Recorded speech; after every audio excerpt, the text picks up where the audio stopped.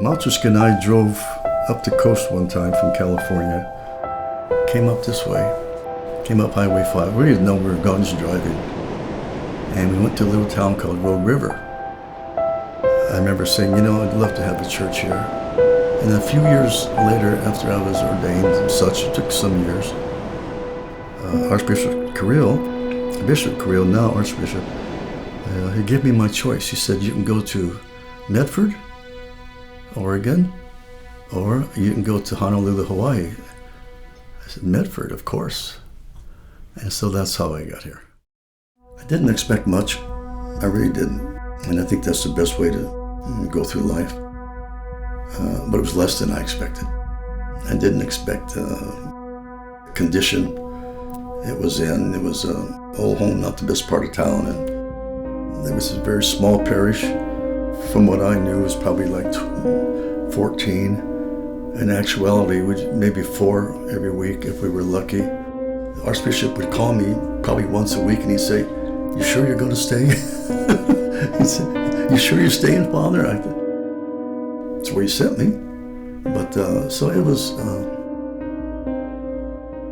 if I wouldn't have that, whatever struggle a priest has at first, whatever I had, it was worth it all. It was worth it all. It was very difficult in those days. Orthodox was unknown. This was a very, very evangelical Protestant area. And I wasn't accepted at all. But over time and being persistent and trying to live an Orthodox life, which I'm still trying to learn. I used to do, I'd get up in the morning, do my prayers, I'd go to the mall, and I have these tracts. And I just walk around the bottom, go up the escalators around the top, and I talk to people. And I talk to people, and I talk to people. And because it's so unusual, an Orthodox priest, people would ask me, are you a rabbi? And of course I show them my cross and say, no. Are you a Muslim? Absolutely not, no. And it would give me a chance to speak with them. And out of that walk, I baptized one family with 7 people. And that's where it started.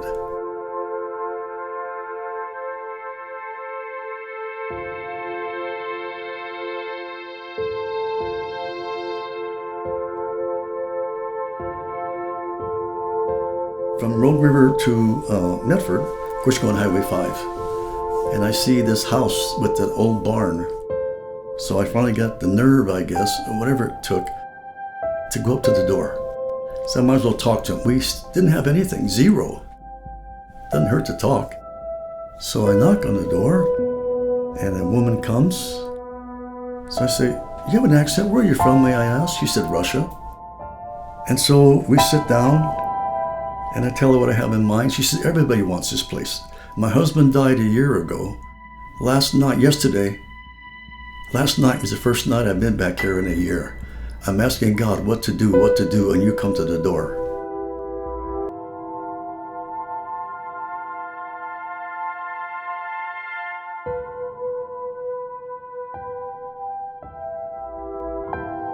It was beautiful.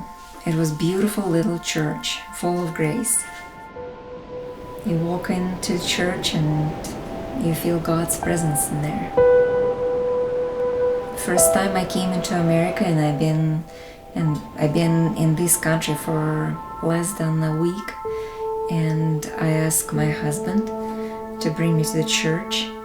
I walk into the church, and I immediately felt accepted. I immediately felt I have family.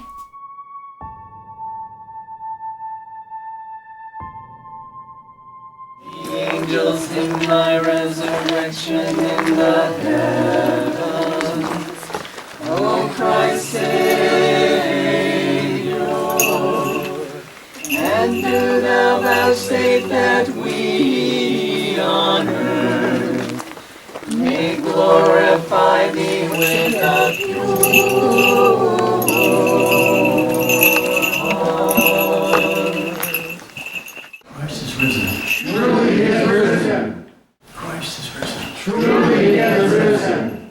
Christ is risen. Truly he is risen. И тогда наверняка вдруг запляшут облака, и кузнечик запиликает на скрипке. С голубого ручейка начинается река, ну а дружба начинается с улыбки. С голубого ручейка начинается река, ну а дружба начинается с улыбки. The Russian ethos, that ethos is unlike anything else. And I was in Russia. I know what that's about. There's a piety of the Russians that is not the same.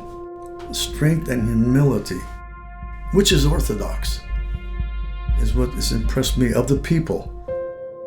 I think that's what makes our church so unique. I really do. And of course they put up with me, so they must be near sainthood, all of them.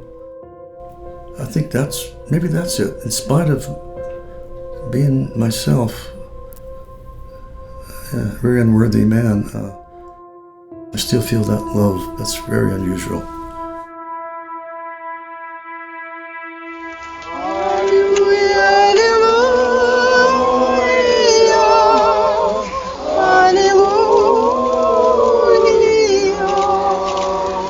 Father Seraphim, my father.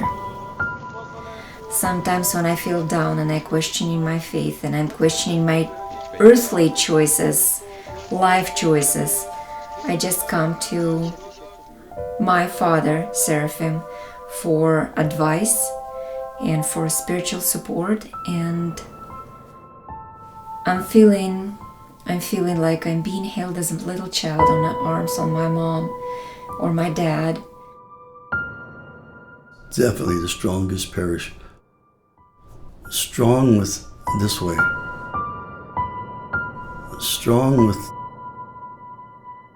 their love for Christ, but strong in humility. We have a very humble, strong parish.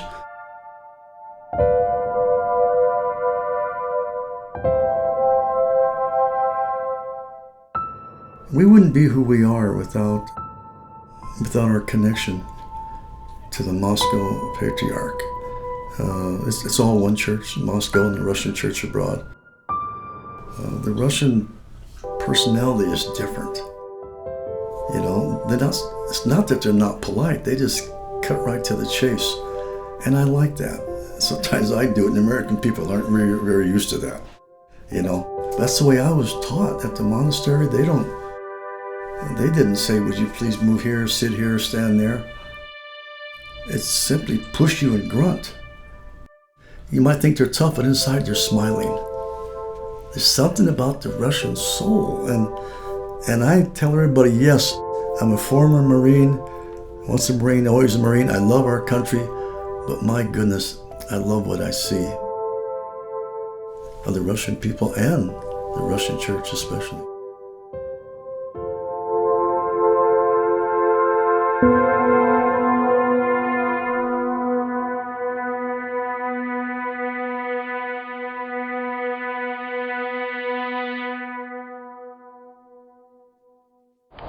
Благослови, Преосвященнейше Владыку.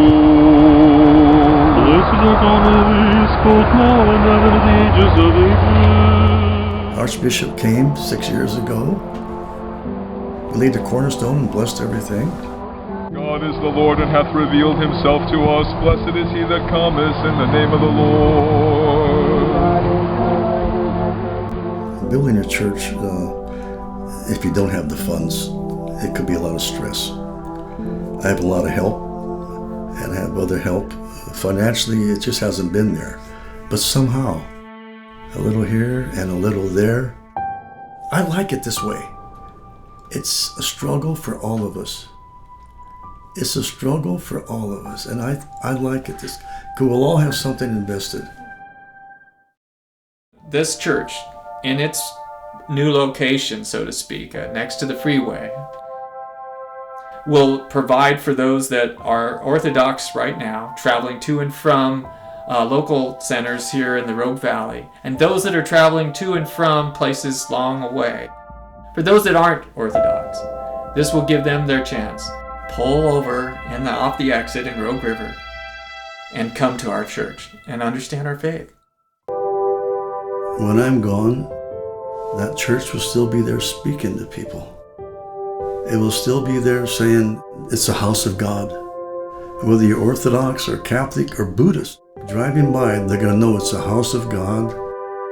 And I believe that's going to be one of our evangelical testimonies. We built a beautiful house of God, not large, but it will be absolutely heaven on earth.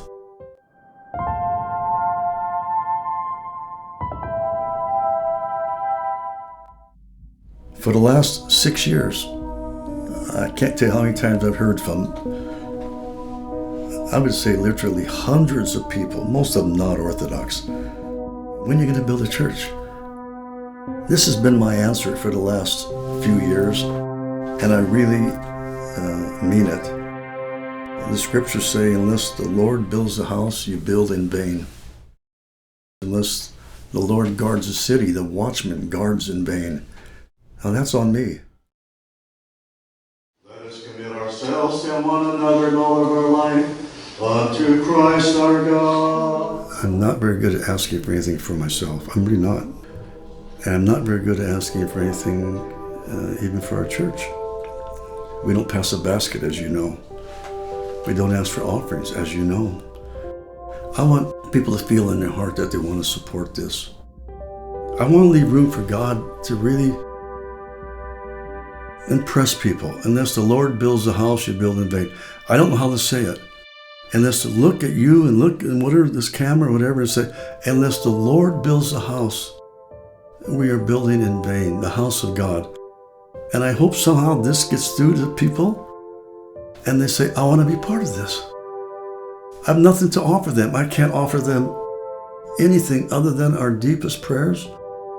I think there's enough people out there who will understand that. It has to stay spiritual.